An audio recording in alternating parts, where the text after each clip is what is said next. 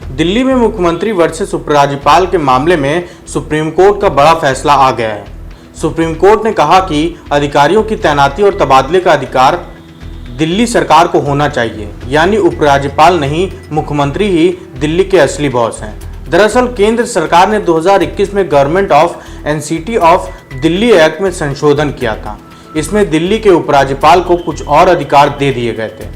आम आदमी पार्टी ने इसे कानून के खिलाफ सुप्रीम कोर्ट में याचिका दायर की थी और इसी याचिका पर सुप्रीम कोर्ट ने यह फैसला सुनाया है।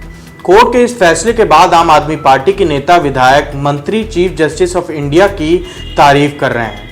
फैसले को सत्य की जीत बता रहे हैं और सीजीआई को बता रहे हैं कि असली हीरो हैं। नमस्कार, मैं अभयराज आपका हुनरबाज पत्रकार में स्वागत करता हूं। अधिकारियों की तैनाती और तबादले का अधिकार दिल्ली सरकार के पास होगा। चुनी हुई सरकार के पास प्रशासनिक सेवा का अधिकार होना चाहिए। अगर चुनी हुई सरकार के पास प्रशासनिक व्यवस्था का अधिकार नहीं होगा तो फिर ट्रिपल चेन जवाबदेही पूरी नहीं होती है। उपराज्यपाल को सरकार की सलाह माननी होगी। पुलिस, पब्लिक ऑर्डर और लैंड का अधिकार केंद्र के पास होगा।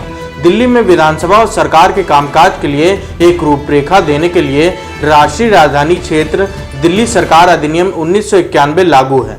2021 में केंद्र सरकार ने इसमें संशोधन किया था। इसमें उपराज्यपाल को कुछ और शक्तियां दी गई थी। संशोधन के मुताबिक चुनी हुई सरकार के लिए किसी भी फैसले के लिए एलजी की राय लेनी अनिवार्य कर दी गई थी। इसी को आम आदमी पार्टी ने सुप्रीम कोर्ट में चुनौती दी थी। अदालत ने माना है कि नौकरशाहों पर दिल्ली सरकार का नियंत्रण होना चाहिए। Chief justice of India DY Chandrachud के नेतृत्व में सुप्रीम कोर्ट की संवैधानिक पीठ ने फैसला सुनाया है। चीफ जस्टिस ने संवैधानिक बेंच का फैसला सुनाते हुए कहा कि दिल्ली सरकार की शक्ति को सीमित करने के लिए केंद्र की दलीलों से निपटना जरूरी है। एनसीडीटी एक्ट का अनुच्छेद 239 ए विस्तृत अधिकार परिभाषित करता है। यह अनुच्छेद विधानसभा की शक्तियों को समुचित व्याख्या करता है। इनमें 3 विषयों को सरकार के अधिकार क्षेत्र से बाहर रखा गया है। दिल्ली सरकार बनाम एलजी में सुप्रीम कोर्ट ने कहा है कि लोकतंत्र और संघवाद के सिद्धांत बुनियादी संरचना संवाद का एक हिस्सा है, जो विविध हितों के अस्तित्व को सुनिश्चित करता है, वहीं विविध आवश्यकताओं को समायोजित भी करता है। सीजीआई डीवाई चंद्रचूड़ और जस्टिस एमआर शाह, कृष्ण मुरारी, हेमा कोहली और पीएम नरसिम्हा के संवैधानिक पीठ रहे हैं। दिल्ली सरकार और केंद्र के बीच चल रहे विवाद पर फैसला सुनाया। इस फैसले से साफ हो गया है कि दिल्ली में केजरीवाल सरकार अधिकारियों के तबादलों और पोस्टिंग को लेकर प्रशासनिक सेवाओं का कंट्रोल करेगी। सीजीआई ने कहा है कि एनसीटी एक पूर्ण राज्य नहीं है। ऐसे में राज्य पहली सूची में नहीं जाता है। एनसीटी दिल्ली के अधिकारी दूसरे राज्यों की तुलना में कम है।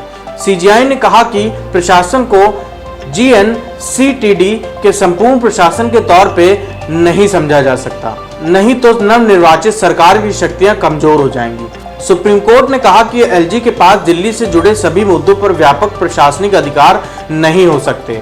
एलजी की शक्तियां उन्हें दिल्ली विधानसभा और निर्वाचित सरकार की विधायी शक्तियों में हस्तक्षेप करने का अधिकार नहीं देता है। केंद्र सरकार के लिए इसे बड़ी हार माना जा रहा है। हालांकि केंद्र सुप्रीम कोर्ट के फैसले के खिलाफ रिव्यू पिटीशन दाखिल कर सकता है। अगर रिव्यू पिटीशन पर भी सुप्रीम कोर्ट दिल्ली सरकार के पक्ष में फैसला सुनाती है तो क्यूरेटिव याचिका भी दाखिल की जा सकती है। इसके अलावा केंद्र के पास संसद में कानून लाकर इसे बदलने का विकल्प भी है। हालांकि इस कानून को फिर सुप्रीम कोर्ट में चुनौती दी जा सकती है।